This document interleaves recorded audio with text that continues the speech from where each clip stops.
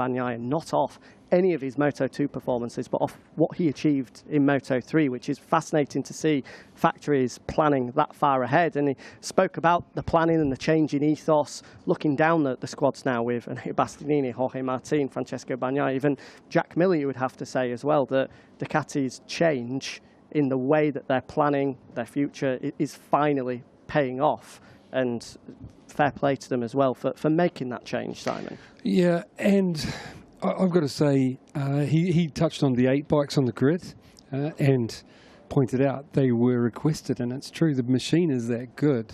People want to be on the bike, you know, and I think having those bikes is amazing amount of data they can collect, because I see there's a few different bits on different satellite teams, not on the factory team, stays more, but I can see a few different parts there that they're developing. Like they can try one with one rider and one with another, see which has the best result over a few races, and I think they're going forward quicker, which is not good for the opposition.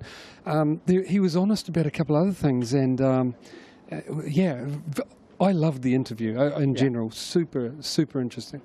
I also want to touch on as well the amount of times that he referenced the relationship, the bonds that Pecco has with Davide, with Paolo Ciabatti, with Gigi Dall'Igna. He was really at a stress to point out that even when times have been tough, not just this year, but in years previous as well. He mentioned the troubles he had in his rookie season as he tried to acclimatise to the bike, and then that big crash at Brno that he said stopped him from really making that step up. But importantly, this year as well, throughout all of the struggles that they had in pre-season, Pecco decided pretty much of his own accord at Qatar to opt with that hybrid 2022 engine, which has paid off in the end. But he held his hands up and said, we apologise. Ducati as a factory apologise for Pecco for the way in which we handled our pre-season preparation, which is unheard of normally for a factory to say, we got it wrong. I'm glad you brought that up. It was the point I wanted to bring up and I'd forgotten what it was. It was brilliant to hear him say that, because I know that from watching and listening to the riders that they got a little bit lost with the 22 bike. And last minute, Jack and Pecco, or the two of them or one of them, whoever, said we can't go with that. And it was the right decision. And Davide apologising for it. It also points out that Marini, the guys that stayed on that 22 bike that was, you know, going off in the wrong direction somehow, power delivery anyway, Marini, Zarco and Jorge Martin, those three guys, it does explain that why they are having a more of an up and down year, and why I think those guys will be stronger next year. Absolutely. And just finally as well, I want to touch on how he described the mood in the camp following the German Grand Prix. 91 points behind at that point. Bertie said he was on the plane going home thinking that it's game gone. He wasn't the only one. I can hold my hands up and say I was amongst that crew as well. No way did I think that in 8 rounds later, Pecco would be 14 points clear. But he said he didn't have to say a thing. He didn't have to do anything. It was all down to the team around him that came together and said, Pecco, come on. We've still got a long way to go here. That was brilliant, and I can't add any more to what Davide said, because he did say it was that tight group. Brilliant. The thing I would like to add is how I could see Davide's experience. Like I keep saying to you, that anything can happen in motorcycle racing. It's why before now I'm starting to get more of a feel, and because we're almost at the end, but before now, I've always gone, anything can happen. The other guy can crash, you know, and that is bike racing. And you know, from what Davide said, he feels the same. Anything, even from here to the end of the year, anything can happen. It's all possible. The thing is that this year, it's looking like, it's likely that Pecco could win after, so far, 5 DNFs. It's never been done before. You know, 4 is the maximum if someone's won the championship. Yep. And I think it's why Davide is saying next year is going to be harder. Because this year, nobody has had one of those awesome years and not made mistakes. So it is more possible to win those years than it is if there's somebody, 1 or 2 guys going bang, bang, bang, finishing them all, not making those mistakes. He knows they cannot afford to make those mistakes next year if they hope to win. Absolutely. 5 DNFs, and of course in Mandalika he walked away from the Indonesian Grand Prix with just 1 point. So 1 point from 6 races, yet he still leads the World Championship at this point. Just proves... Everybody else is up and down. Absolutely, absolutely. And you talk about the contenders that will come to the fore next year. Yamaha look to have an improved engine, an improved motorcycle. And Marc Marquez. back. Absolutely. Enea Bastianini as well, moving into the factory squad. If he can find another step up that he's shown this year, he's going to be a real contender. So I think Davide well aware of that as well. Yeah, and I think their other Ducati riders will have better machines, a little bit more sorted out, less problems, and another year's experience. So they're going to be there too, a couple of them for sure. Let's talk about this weekend then. It is, of course, match points, as I'm sure you're well aware of by now, for Pecco Bagnaia. Davide Tardozzi there saying that he was serene coming into the weekend so far. Do you think that's the case? Would you be serene if you're coming into the prospect of winning your first ever MotoGP World Championship? I believe, Davide, I'm the first to point out if I feel there's any avoiding or untruths, you know. I won't say what the real word. I think he was being straight up with us the whole way. And I believe him when he says Pecco feels serene. I think Pecco's found that sweet spot you can miss. You know, you can hit the ground not running this weekend with a bad feeling or have a big fall. But I think he's on a roll. He's got the bike setting. Pecco very rarely changes his bike. Once he's comfy, he rides it. You know, there's a couple of guys out there like that. Rins is another one. And I think he's found that sweet spot. He's on a roll and he feels good and he's in a good position. The thing is, what I'd like to repeat, riders aren't avoiding talking about the championship.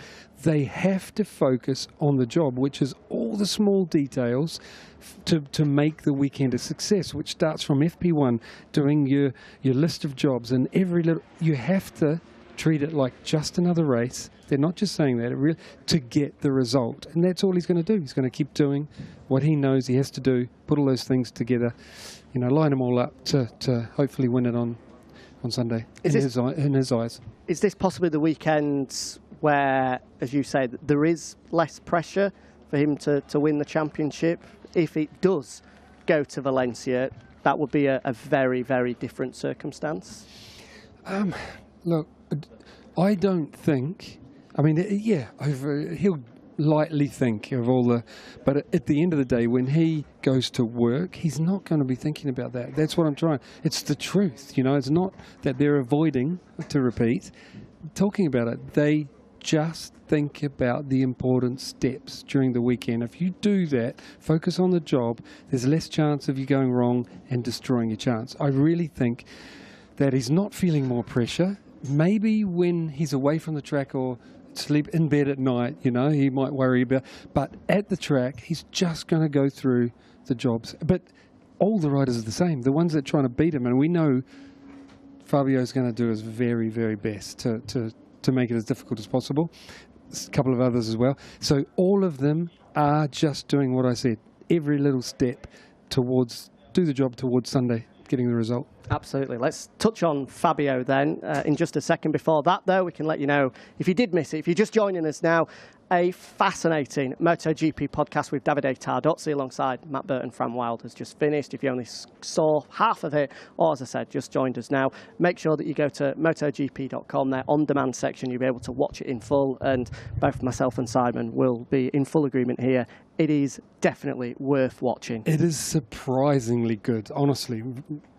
You got to watch it. Brilliant, brilliant stuff from Davide Tardozzi as he gives us the best possible insight into what the feelings are like, what the emotions are like, and the journey as well to get to this point with Ducati on the edge of winning the first MotoGP World Championship in 15 years. But one man will be hoping to try and stop that, Fabio Quartararo.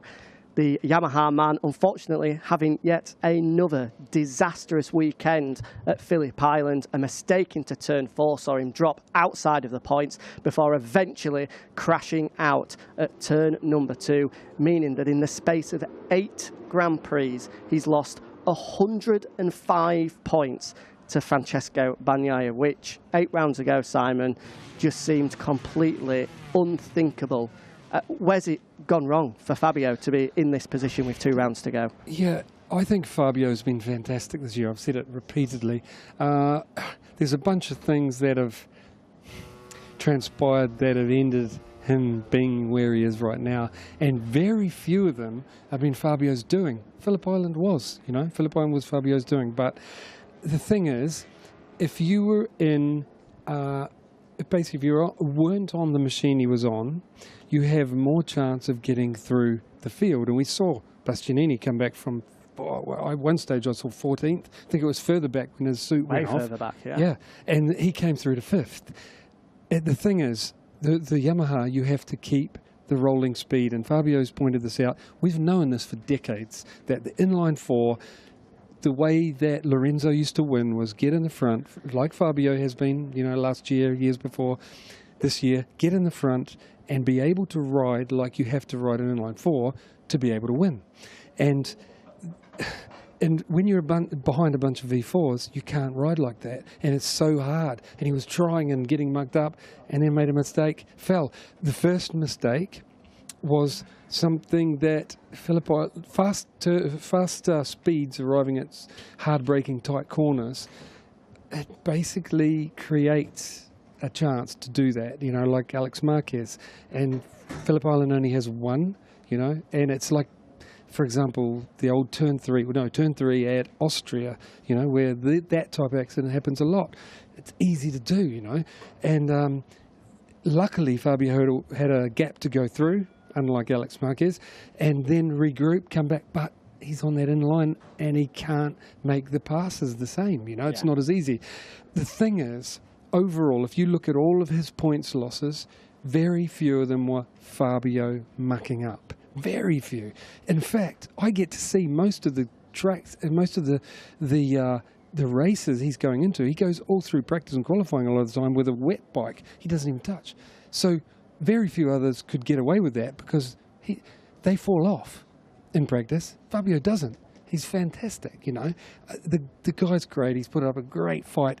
I don't think we've seen the end of the fight. He's going to come out full gas in the next 2. So you think we'll see potentially a different Fabio Quartararo, a different way of tackling the weekend? We've been saying all season long just how well he's been riding at the absolute limit of that motorcycle. It feels that in recent rounds as if that's finally caught up with him to a certain extent. So is there anything more that he can do if he's already at the limit and has been all year? Yeah, but you're right. And we saw Fabio starting to get rattled about 6-7 races ago. He started going like, he's already in FP2, at the limit of his, him and the machine's potential. Because he's that good. He quickly gets to the limit and goes, I don't know where we can go from here. I hope the others don't improve too much, over the next couple of sessions. The thing is, Fabio knows right now that his only hope is to throw everything at it, try to win, try to get as many points, and hope that his opposition makes a mistake, and at motorbike racing, it's very possible. So I think he's going with that frame of mind. Just like Aleix Espargaro had at Phillip Island at the press conference just 1 week ago, he outlined exactly the same thing, that it was pretty much win or bust here at Phillip Island. It didn't go to plan for him. Issues with the traction control saw them drop outside of contention in that podium fight. And afterwards as well, I thought it was interesting that he opened up and said that he felt that this was a sign of Aprilia not being ready to fight for this World Championship. Do you agree? Yeah, I mean, that was quite harsh, but obviously he felt like that. The thing is, it did look like they struggled to use that rear tyre correctly in Thailand and made it a very difficult weekend. There's something missing there. Then in Phillip Island, both riders said it looked like traction control was holding them back, the settings or whatever. Basically, Phillip Island's a very tough track on tyres. It looked like their electronic settings were a little bit on the safe side, so the tyre doesn't spin. That's what I read into it. And because a few riders were talking about this, and it looked like theirs were too much on the safe side and they couldn't go forward enough, couldn't pass. It looked like Mavericks was even worse. So, look, I think Aprilia have done an amazing job this year. I don't think anyone expected them to do as well as they did. I mean, there was tracks like Assen that everyone thought, including Aleix, that they had the best machine on the track. I didn't expect to hear that this year. So I think Aprilia have done an amazing job. Shame the last bits, for a couple of races, not doing the mini justice. Yeah, which is a great shame as well, because their year that they've had, it doesn't feel like it deserves to peter out in this kind of fashion. I guess that Aleshi's comments last week in Phillip Island about going out and winning the race and not really settling for anything other than that will have to be exactly the same this weekend as well. At the point in the championship now, he's relying on mistakes elsewhere. And I think the last two tracks were tracks that they haven't been to for 2019, where this one they have, and they were fast here. Very fast. Valencia, they have been there repeatedly. They were fast there. So I think we just saw their weakness shine through because of that, not being at those circuits for a long time. We were here at the start of the year, and Aprilia had, was it 1 day or 2 days? Maybe just the 1 day of testing ahead of everyone else, because they still had concessions at that point in the year. And immediately on that first day, looking at the timesheets, looking at the manner in which they were able to put the lap times together, I think the pair of us both said, are Aprilia really here to fight for the championship this year? And it's proven to be the case as well. How much will that knowledge help them this weekend potentially? It's a lot easier.